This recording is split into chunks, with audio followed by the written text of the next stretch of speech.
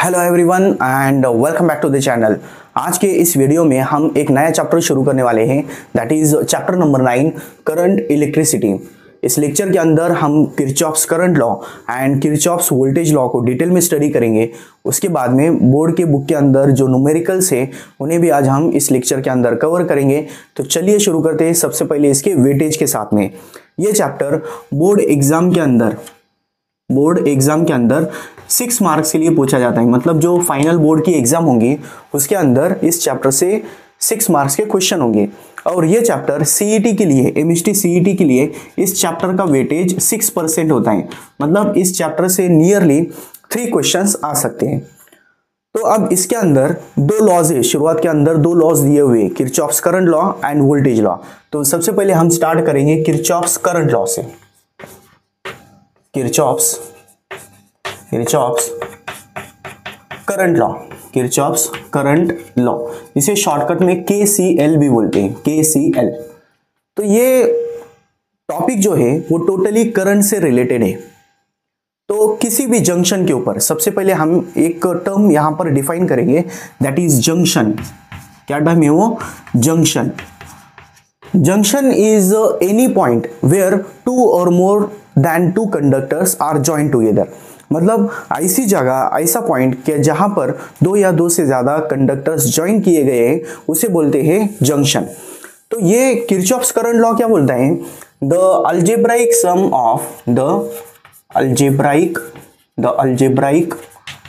Of currents, all currents at any junction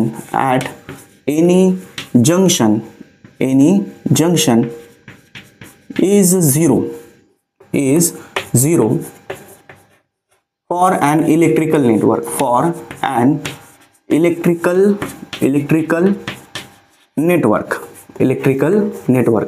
मतलब किसी भी इलेक्ट्रिकल नेटवर्क के अंदर जो समेशन ऑफ करंट है, जितने भी करंट्स है उन सभी की अगर हम एडिशन करते हैं तो वो 0 आने वाला है। तो ये पॉसिबल कैसे हो सकता है कि सभी करंट से अगर वो पॉजिटिव होंगे तो सबकी एडिशन करने के बाद में वहां पर हमें 0 मिलेगा। तो यहां पर कुछ करंट्स हमें पॉजिटिव लेने होते हैं और कुछ करंट्स निगेटिव। वो कैसे डिसाइड करना होता है, उसके लिए एक सिंपल लॉ है जिसे हम साइन कन्वेंशन बोलेंगे। क्या बोलेंगे? Sign convention. तो ये जो साइन कन्वेंशन है वो क्या बोलता है कि पॉजिटिव और नेगेटिव करंट कैसे लेना है। तो उसके लिए सबसे पहले अराइविंग करंट अगर होगा, कौन सा? अराइविंग करंट अगर आने वाला होगा तो वहां पर हमें पॉजिटिव साइन लेना है। कौन सा साइन लेना है? Positive. The arriving currents are taken as positive. और जो लिविंग करंट होगा, कौन सा? लिविंग, जो छोड़कर जाने वाला है, ऐसा जो करंट होगा उसे हम निगेटिव लेंगे। इसे कैसा लेंगे? Negative. Arriving currents are positive and living currents are negative. जब हम ऐसा करेंगे तो सबकी एडिशन वहां पर 0 पॉसिबल है। फॉर एग्जाम्पल, यहां पर मैं एक एग्जाम्पल लेता हूं कि एक पहला करंट है I1 जो अराइविंग है, दूसरा करंट है I2, तीसरा करंट है I3, चौथा करंट है यहां पर I4 और 5वां करंट है I5। ऐसे मैंने 5 करंट्स ले लिए। ओके, तो यहां पर ये जो पॉइंट होगा, this point will be junction where 2 और more than 2 conductors are join together. यहां पर ज्वाइन किए गए हैं तो ये क्या होगा? एक टाइप का जंक्शन। तो यहां पर जितने भी करंट्स होंगे उन सभी की एडिशन कितनी होनी चाहिए? 0। तो उसके लिए यहां पर साइन कन्वेंशन क्या बोल रहा है कि अराइविंग करंट्स कैसे लेने हैं? हमें पॉजिटिव। तो आने वाले करंट्स कौन कौन से हैं? तो सबसे पहले I1 है और उसके बाद में I5 है। बस 2 ही करंट आने वाले और जाने वाले 3 हैं। तो सभी को अगर हम लिखते हैं, कैसे लिख सकते हैं? पहला I1 कैसा लेना है? Positive. I1 is positive, arriving है इसलिए। उसके बाद में I2 छोड़कर जा रहा है, लिविंग है, इसलिए क्या आ जाएगा? Negative, minus I2। उसके बाद में I3 जा रहा है तो वो भी कैसे लेना है? Minus, negative. उसके बाद में I4 है, वो भी लिविंग है तो वो भी कैसा आ जाएगा? निगेटिव आ जाएगा। और जो I5 है वो आने वाला है, अराइविंग है, इसीलिए वो कैसे लेंगे? पॉजिटिव। तो इन सभी की एडिशन कितनी आ जाएंगी? 0। तो इसे हम और कैसे लिख सकते हैं, निगेटिव टर्म्स को उधर शिफ्ट कर देंगे तो पॉजिटिव हो जाएंगे, तो यहां पर क्या रह जाएगा बस I1 और यहाँ का I5, I1 and I5 equals to ये सभी करंट जो निगेटिव उधर जाएंगे, दैट इज I2 प्लस दूसरा हो जाएगा I3 और तीसरा होगा I4। तो यहां पर हम एक अल्टरनेट फॉर्म भी बता सकते हैं इस स्टेटमेंट को, कैसे, the summation of arriving currents is equals to the summation of living currents. मतलब जो करंट आने वाले हैं उनके एडिशन और जो करंट जाने वाले हैं उनके एडिशन दोनों भी कैसे होंगी, इक्वल होंगे। The sum of arriving currents is equals to the sum of living currents. ठीक है, तो ये जो किरचॉफ्स करंट लॉ है उसका मैथमेटिकल फॉर्म ऐसा लिख सकते हैं हम, the summation of I is equals to 0 और आई की वैल्यू आई ले सकते हैं और आई की वैल्यू यहां से 0 to n जितने भी करंट्स होंगे उन सभी की वैल्यूज को हमें यहां पर ऐड करना है और सबकी एडिशन कितनी आ जाएंगी, 0। तो जो करंट होता है, current is the rate of flow of charges होता है। ठीक है, तो यहां पर जितने भी चार्जेस आने वाले हैं उतने ही चार्जेस जाएंगे। तो ये जो किरचॉफ्स करंट लॉ है, this is the conservation of charges. ये जो पॉइंट मैं बता रहा हूं ये 1 मार्क के लिए इंपॉर्टेंट होता है, बोर्ड एग्जाम के अंदर बहुत बार पूछा जाता है कि किरचॉफ्स करंट लॉ किसका कंजर्वेशन दिखाता है। तो जो कंजर्वेशन ये जो पार्ट होगा ये किसका होगा, conservation of, this is conservation of charges. यहां पर क्या कंजर्व होंगे, चार्जेस, जितने भी चार्जेस आएंगे उतने ही चले जाएंगे। So this is the conservation of charges. ठीक है, होप आप लोगों को ये पॉइंट क्लियर हो गया होगा। अब इसके रिलेटेड बोर्ड के बुक के अंदर एक क्वेश्चन दिया हुआ है, लिखना हो तो स्क्रीन पॉज करके लिख लो। उसके बाद में मैं आप लोगों को एक एग्जांपल कराता हूं। यहां पर एक न्यूमेरिकल दिया हुआ है, जस्ट 1 मिनट। तो इसके अंदर सिंपल सा एक क्वेश्चन दिया हुआ है। क्वेश्चन अगर आप देखोगे तो उसे आप ओरली भी बस देखकर सॉल्व कर सकते हो। ठीक है, तो एक क्वेश्चन है, जस्ट 1 मिनट। इस तरह से देखो, एक नेटवर्क दिया हुआ है, एक इलेक्ट्रिकल नेटवर्क दिया हुआ है इस तरह से, दिस इज O पॉइंट। उसके बाद में यहां पर I1 करंट आएगा, I1 जो 17 एम्पियर है। उसके बाद में यहां पर B पॉइंट है जहां से 3 एम्पियर करंट जा रहा है, वो I2 है, दिस इज B पॉइंट। उसके बाद में यहां पर I3 है, I3। उसके बाद में I4 और इसकी वैल्यू है 2 ampere, this is C point. उसके बाद में यहां से I5 जाएगा और नीचे जाने के बाद में वो 2 पार्ट में स्प्लिट हो जाएगा, दिस इज D पॉइंट।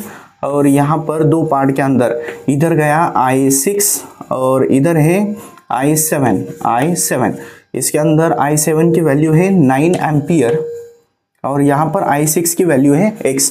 तो इस क्वेश्चन के अंदर हमें X की वैल्यू फाइंड आउट करनी है, X की जगह पर कितना करंट होगा वो हमें फाइंड आउट करना है। ठीक है, तो इसे ओरली भी सॉल्व कर सकते हैं। कैसे, सबसे पहले देखो 17 एम्पियर आ गया इधर, 17 एम्पियर में से 3 एम्पियर इधर चले गया तो नीचे क्या रह गया, 14।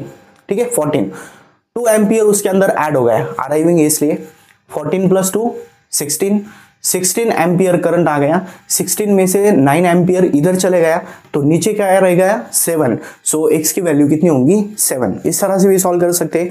और डिटेल में अगर देखा जाए तो यहाँ पर जितने भी जंक्शन है, पहला कौन सा है, एट जंक्शन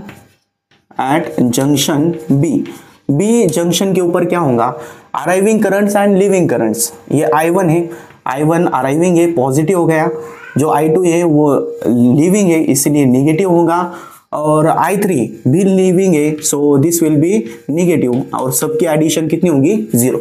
वैल्यूज किसकी पता है, 17 माइनस I2 की वैल्यू 3 और उसके बाद में I3 पता नहीं है तो वो यहाँ पर एज इट इज आ जाएगा। सो I3 उधर जाने के बाद में पॉजिटिव हो जाएगा तो I3 की वैल्यू कितनी आ जाएंगी, 14 एम्पियर।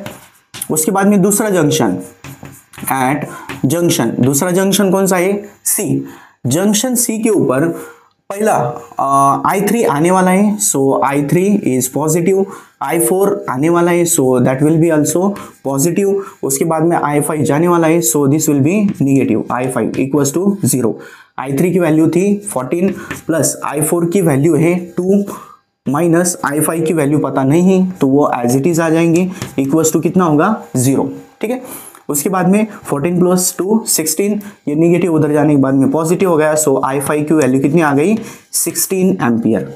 उसके बाद में last junction at junction D junction के ऊपर क्या होगा, I5 अराइविंग है, पॉजिटिव हो गया। उसके बाद में I6 और 7 दोनों भी लीविंग है, so this will be negative. I6 और I7 इक्वल्स टू कितना 0। I5 की वैल्यू कितनी है यहाँ से 16 माइनस I6 की वैल्यू x है जो हमें फाइंड आउट करना है, और I7 9 है, 9 इक्वल्स टू कितना 0। उसके बाद में 16 माइनस 9 7, और ये निगेटिव उधर जाने के बाद में पॉजिटिव हो जाएगा, सो x की वैल्यू कितनी आ जाएगी 7 ampere. This will be our final answer. Clear? इस तरह से हम किरचॉफ्स करंट लॉ को यहाँ पर यूज कर सकते हैं। लिखना हो तो स्क्रीन पॉज करके लिख लो।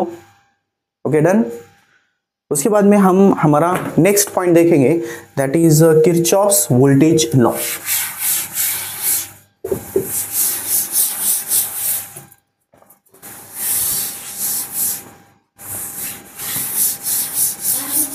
Next one is Kirchhoff's voltage law. वो थोड़ा सा डिटेल में होता है, उसे अच्छी तरह से समझना जरूरी है, क्योंकि जो बोर्ड के अंदर क्वेश्चन आता है उसके अंदर उसी के रिलेटेड ज़्यादातर क्वेश्चंस होते हैं। ये जो किरचॉफ्स करंट लॉ है इसके अंदर ज़्यादातर डिटेल में नहीं होते, एकदम सिंपल क्वेश्चंस होते हैं जिन्हें सॉल्व कर पाना ईजी होता है। तो ये जो टॉपिक होगा किरचॉफ्स वोल्टेज लॉ, इसके रिलेटेड 3 मार्क्स के लिए क्वेश्चन, न्यूमेरिकल क्वेश्चन एग्जाम के अंदर आ सकता है। ठीक है, सो सबसे पहले पॉइंट लिख लेता हूं मैं, Kirchhoff's voltage law, Kirchhoff's voltage law, KVL shortcut में बोलेंगे। तो ये जो किरचॉफ्स वोल्टेज लॉ है वो क्या बोलता है, द समेशन ऑफ, उसका स्टेटमेंट नहीं लिखता हूं मैं, बुक के अंदर दिया हुआ है, the algebraic sum of all the potential differences. algebraic sum of all potential differences मतलब क्या, the product of current and voltage, resistance। तो यहां पर summation of IR, एंड दूसरा कौन सा है, the algebraic sum of EMFs। इसे लिखना ये जो सिंबल दिख रहा है ये एप्सिलॉन का सिंबल है, इसे बैटरी का EMF इलेक्ट्रोमोटिव फोर्स बोला जाता है, और रीड करते वक्त E इस तरह से रीड करेंगे, इज इक्वल्स टू कितना होगा 0। स्टेटमेंट क्या होगा, the algebraic sum of all potential differences and the electromotive forces is equals to 0। ठीक है, ये उसका स्टेटमेंट है, इक्वेशन के ऊपर से इसका स्टेटमेंट हम कर सकते हैं। ठीक है, अब इसे भी समझने के लिए यहां पर हमें 3 टर्म्स को समझना होगा। उसमें से पहली थी जंक्शन, वो क्लियर हो चुकी है। अब इसको और समझने के लिए 2 टर्म्स होंगे, एक होंगी ब्रांच और दूसरे होंगी लूप। उसके लिए मैं यहां पर एक सर्किट डायग्राम ले लेता हूं। तो सर्किट डायग्राम के अंदर सबसे पहले यहां पर एक रजिस्टर है कि जिसका रेजिस्टेंस R1 है। उसके बाद में यहां पर एक बैटरी है जिसका EMF E1 है। उसके बाद में यहाँ पर सेकंड रेजिस्टर होगा और इसकी वैल्यू R2 होगी। उसके बाद में यहाँ पर थर्ड रेजिस्टर है जिसका रेजिस्टेंस R3 है। उसके बाद में यहाँ पर भी एक रेजिस्टेंस ले लेते हैं हम, दैट इज R4, और यहाँ पर एक बैटरी होंगी दूसरी जिसका EMF E2 होगा, और यहाँ पर और एक रेजिस्टेंस दिखा देते हैं इस तरह से कि जिसका रेजिस्टेंस R5 है। इस तरह से 5 रेजिस्टेंसेस है। ओके, इसके अंदर हमें यहाँ पर 3 जो डेफिनेशंस हैं वो पता होनी चाहिए। पहली उसके अंदर जंक्शन, पहली कौन सी है, जंक्शन का मीनिंग अभी बताया था, द पॉइंट एट विच 2 और मोर कंडक्टर्स आर जॉइंट टुगेदर। ठीक है, यहाँ पर ये और ये पॉइंट और ये पॉइंट, ये क्या हो गया, एक जंक्शन हो गया। ठीक है, उसके बाद में सेकेंड टर्म है branch. Second term is branch, this is also known as mesh, क्या बोलते हैं इसे, mesh. The path between two junctions, the path between two junctions is known as a branch, simple है, मतलब ये जो दो जंक्शन है उसके बीच में ये जो पार्ट होगा उसे बोलेंगे ब्रांच। यहां से यहां तक ये एक ब्रांच हो गई और यहां से यहां तक ये थर्ड ब्रांच हो गई, ठीक है। उसके बाद में लास्ट होगी लूप, थर्ड कौन सा होगा, loop. Loop means the close conducting path, जहां से शुरुआत की है वहां पर फिर से आना है उसे बोलेंगे हम एक लूप। एक इलेक्ट्रिकल नेटवर्क के अंदर जहां से शुरू किया है फिर से वहां पर अगर करंट आते होंगे या वहां पर एक कंप्लीट सर्कल कंप्लीट होता होगा तो उसे बोलेंगे हम लूप, ठीक है। तो इसके अंदर अब ये IR है, इन सभी की एडिशन और EMF की एडिशन कितनी आनी चाहिए, 0। फिर से वही क्वेश्चन आता है कि ऐसा कब पॉसिबल होगा कि सब पॉजिटिव नंबर से और उनकी एडिशन करने के बाद में हमें नेगेटिव मिलेगा, ऐसा पॉसिबल नहीं है। ऐसा पॉसिबल करने के लिए कुछ टर्म्स हमें पॉजिटिव लेने होंगे और कुछ टर्म्स हमें नेगेटिव लेने होंगे। उसके लिए क्या करना है, सिंपल देखो, यहाँ पर साइन कन्वेंशन यूज करना है। फिर से क्या यूज करेंगे हम, साइन कन्वेंशंस, साइन कन्वेंशन। दो साइन कन्वेंशंस होंगे यहाँ पर, दो। सबसे पहले होगा जो IR है, I into R, that is potential difference. इसके लिए हम साइन कन्वेंशन देखेंगे कि IR कब पॉजिटिव लेना है और कब निगेटिव। तो IR के लिए सबसे पहले पॉजिटिव कब लेना है, पॉजिटिव। पॉजिटिव कब लेना है, पॉजिटिव। पॉजिटिव कब लेना है, जब डायरेक्शन ऑफ ट्रेसिंग और डायरेक्शन ऑफ करंट दोनों भी अपोजिट होंगे। कब, the direction of tracing and direction of current is opposite। दोनों की भी डायरेक्शन अगर अपोजिट होंगी तो वहां पर हमें IR ये जो प्रोडक्ट होगा वो पॉजिटिव लेना है। और निगेटिव कब लेना है, निगेटिव कब लेंगे, निगेटिव के लिए यहां पर दोनों की डायरेक्शन कैसी होनी चाहिए, सेम होनी चाहिए। Direction of current and direction of tracing दोनों भी सेम होनी चाहिए, तब क्या लेंगे हम, निगेटिव। ये आप बस समझ लो क्या क्या है वो, बस सुन लो, आगे जाकर जब मैं इसे अच्छी तरह से जब अप्लाई करूंगा तब आप लोगों को एकदम क्लियर हो जाएगा। दूसरी है जो समेशन ऑफ EMF है, EMF पॉजिटिव कब लेना है और निगेटिव कब लेना है, उसके लिए भी दो साइन कन्वेंशन है। पॉजिटिव कब लेना है, पॉजिटिव कब लेंगे, while tracing if the tracing is from negative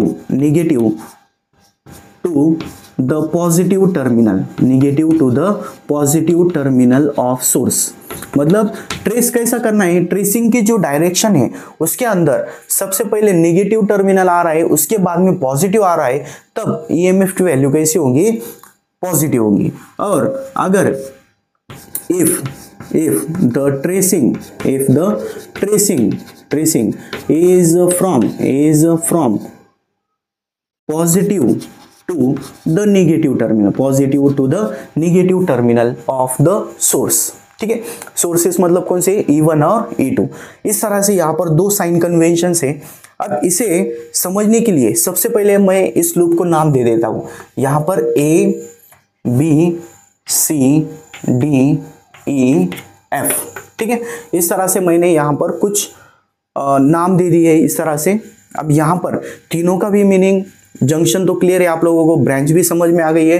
loop को समझाने के लिए यहाँ पर देखो मैं क्या करता हूँ, इस तरह से एक KVL अप्लाई कर लेता हूँ by Kirchhoff's voltage law in loop. कौन सी लूप कंसीडर करेंगे, एक छोटी लूप ले लेते हैं। कौन सी, A B E F and A।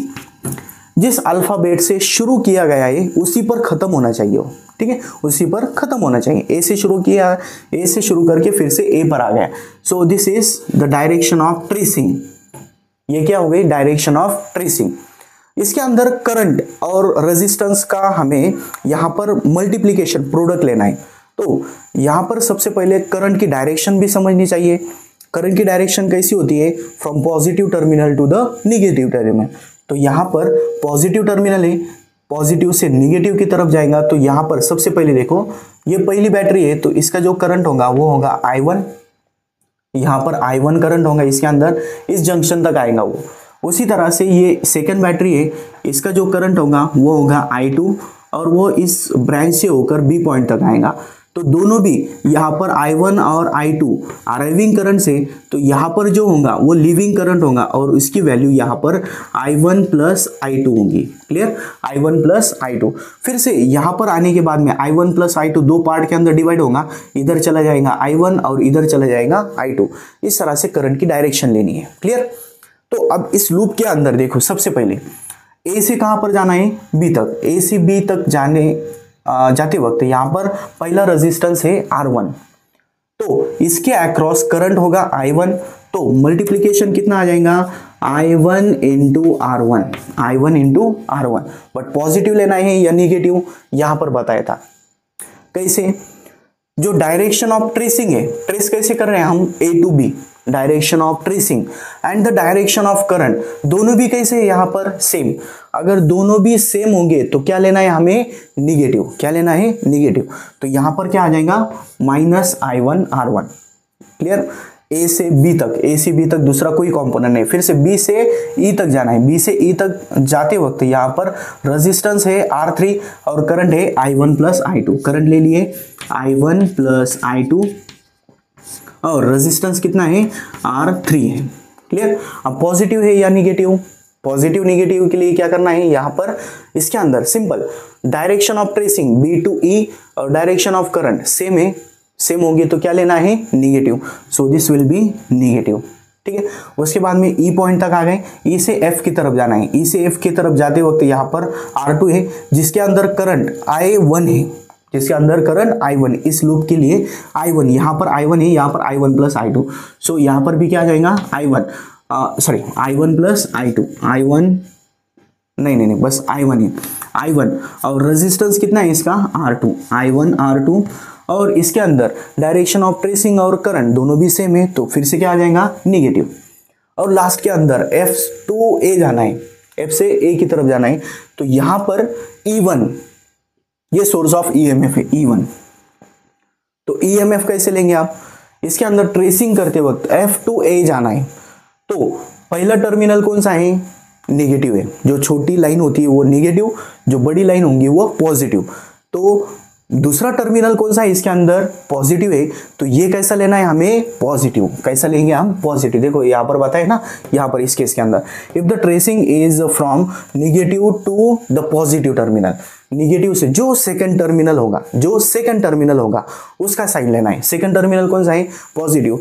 तो ये वैल्यू कितनी आ जाएंगी यहाँ पर, plus E1 is equal to कितना होगा, 0। This is KVL। ये क्या होगा, KVL। उसी तरह से हम सेकंड लूप कंसीडर करते इन लूप।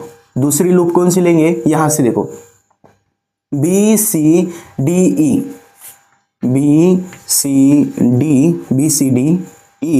और लास्ट में फिर से B।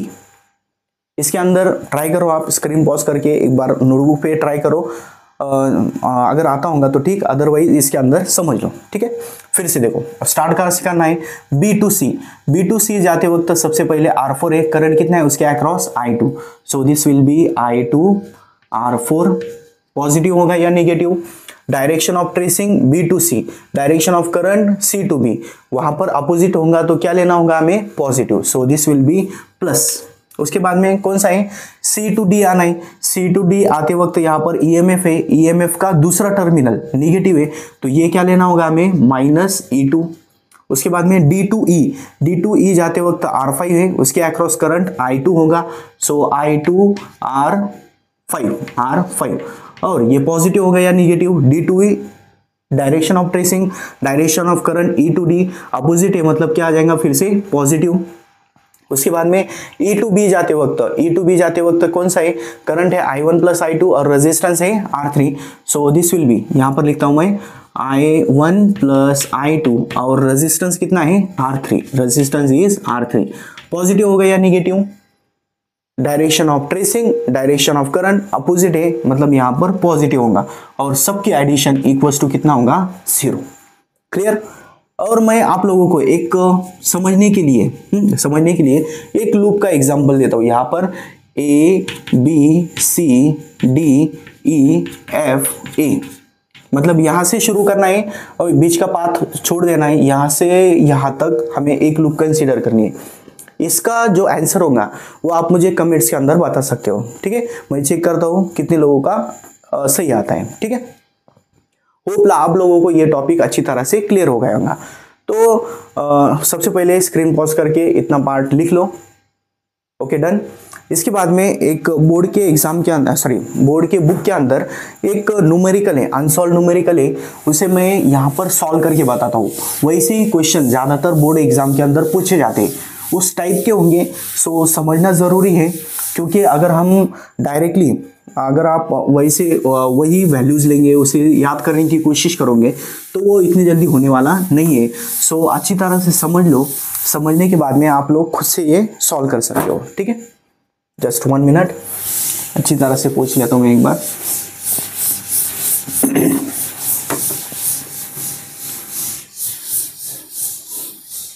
तो क्वेश्चन क्या दिया हुआ है? क्वेश्चन के अंदर फिर से यहाँ पर दो सोर्सेस ऑफ ईएमएफ है, एक 1.5 वोल्ट, दूसरा 2 वोल्ट, और दोनों का इंटरनल रेजिस्टेंस दिया हुआ है। एक का 1 ओहम है, दूसरे का 2 ओहम है, और दोनों का जो पैरेलल कॉम्बिनेशन है वो एक रेजिस्टेंस से पास होने वाला है। सो मैं सबसे पहले डायग्राम बना लेता हूँ। डायग्राम के लिए दो सोर्सेस ऑफ ईएमएफ है, दोनों का भी यहाँ पर इंटरनल रेजिस्टेंस दिया हुआ है।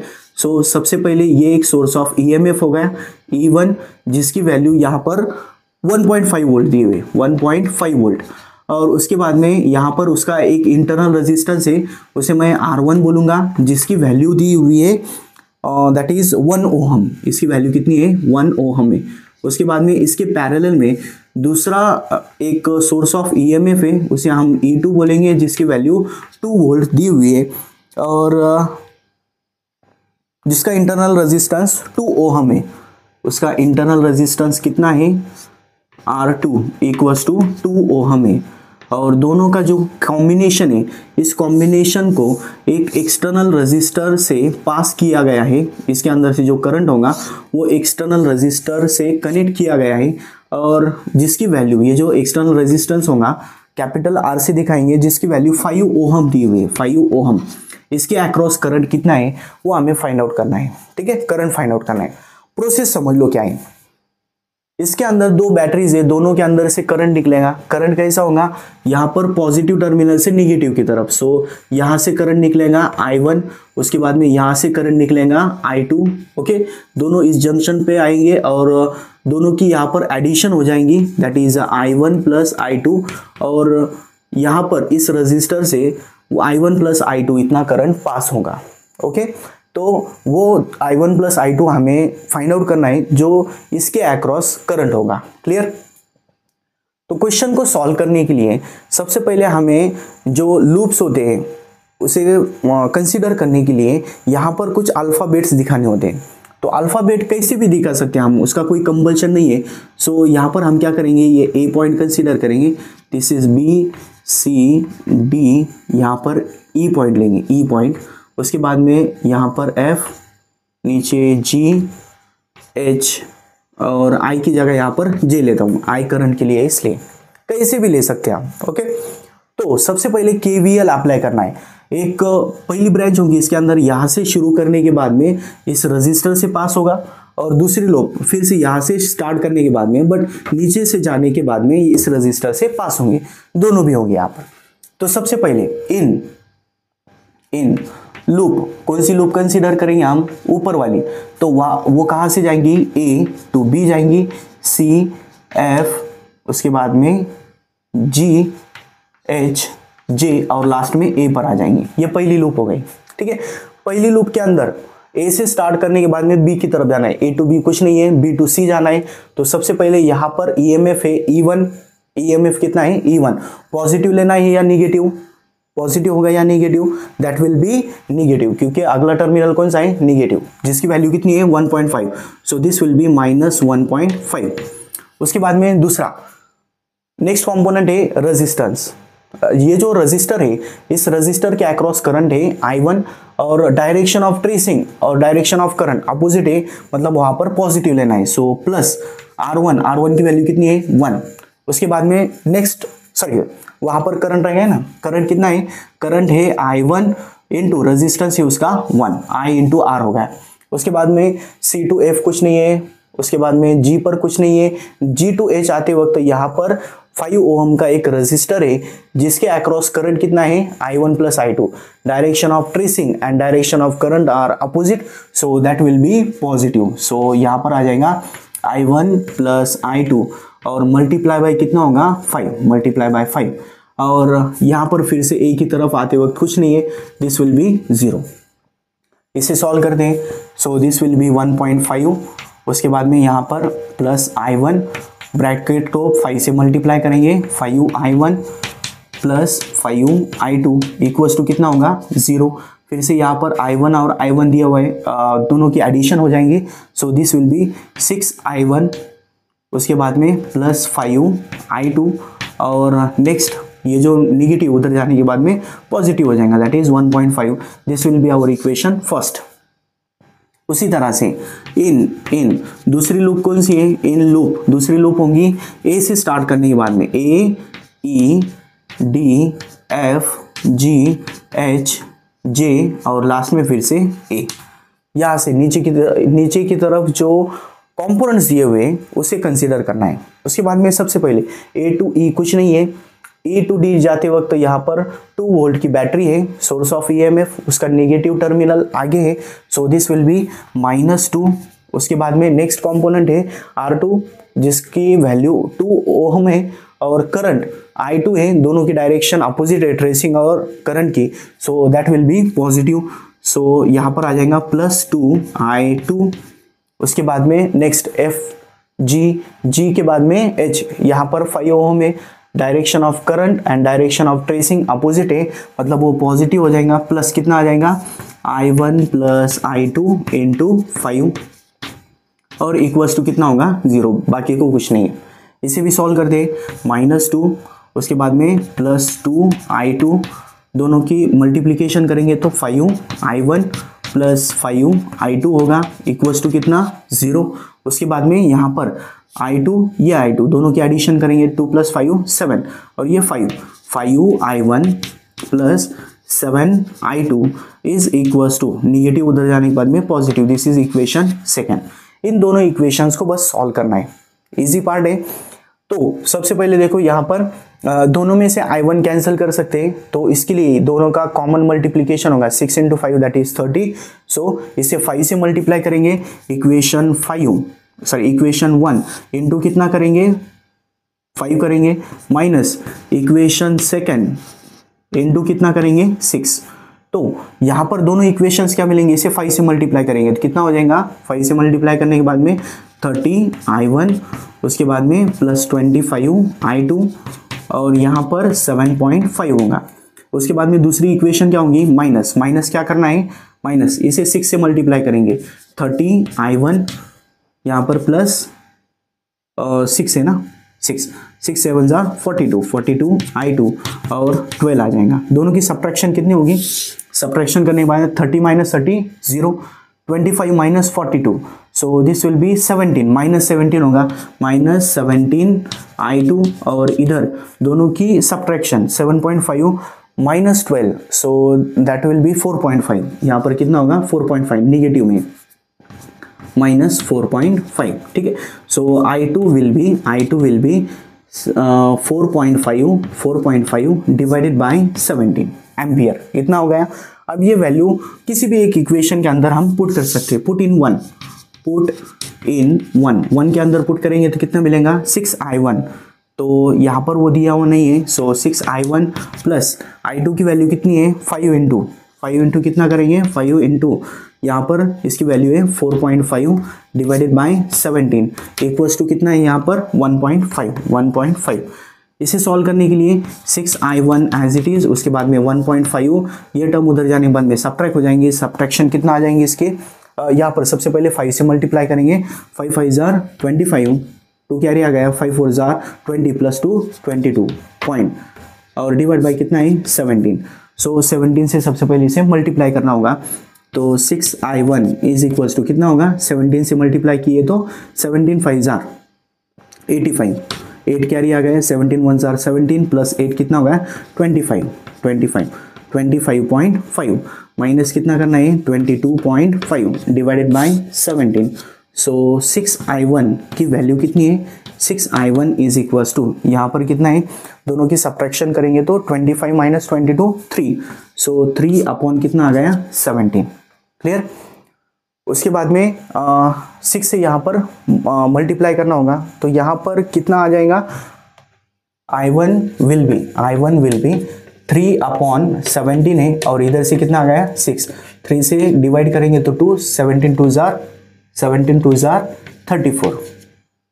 ओके, सो I1 की वैल्यू आ गई, I2, देयरफॉर करंट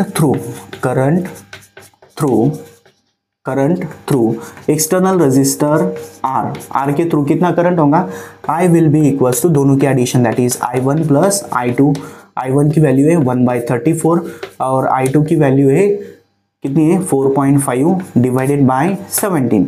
सो 2 से डिवाइड एंड मल्टीप्लाई किए तो ऊपर आ गए 1 प्लस यहाँ पर होगा 9 और divide by 34, that will B 10/34, और 2 से डिवाइड करेंगे तो ये आ जाएगा 5/17। बुक के अंदर यही आंसर दिया हुआ है 5/17। यहाँ तक हम इसे सॉल्व करेंगे। उसके बाद में अगर डिवाइड करना हो तो हम 17 से उसे डिवाइड कर सकते हैं, बट डायरेक्टली आंसर दिया हुआ है तो हमें यहाँ तक सॉल्व करना होगा। ठीक है, तो अगर लिखना हो तो स्क्रीन पॉज करके लिख लो। Okay done. सो आज के लेक्चर के लिए बस इतना ही। इसके अंदर हमने Kirchhoff's current law, voltage law detail में स्टडी किया, उसके बाद में कुछ एग्जांपल्स देखे। होप आप लोगों को ये टॉपिक अच्छी तरह से समझ गया होगा। अगर कोई डाउट होगा तो आप मुझे कमेंट्स के अंदर पूछ सकते हो। चैनल पर अगर आप नए हो तो सब्सक्राइब कर लो, अपने दोस्तों के साथ में, फ्रेंड्स के साथ में शेयर कर लो, जिसकी वजह से मेरे नंबर ऑफ सब्सक्राइबर बढ़ सकते हैं। ठीक है, तो मिलते हैं नेक्स्ट वीडियो में, तब तक के लिए पढ़ाई करते रहिए। Thank you so much.